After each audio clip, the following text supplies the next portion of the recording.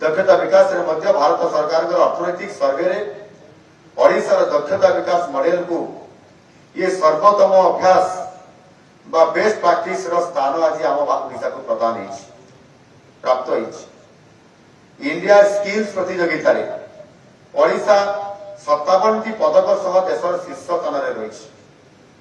चलित वर्ष आम या ऑल इंडिया कंपिटिशन रे हमर ओडिशा रो जो पिला माने जाइतले समान भीतर 57 जन पदक पाई। पूर्व वर्ष रे मध्य आम पिला माने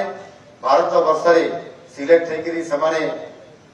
विश्व स्तरीय प्रतियोगिता रे भाग नेबा जाइतले आपनकर यूरोप रो फ्रांस देशर लियन शहर को से लियन शहर से प्रतियोगिता रे प्राय 15 रु अधिक जन पिला भाग नहीं ओडिशा भारत वर्ष तरफ प्रतिनिधित्व करिकरी एवं सेमाने मध्य सेठी प्रतियोगिता रे मेडल नहीं आसी। एणु ये दक्षता क्षेत्र में आज ओडिशा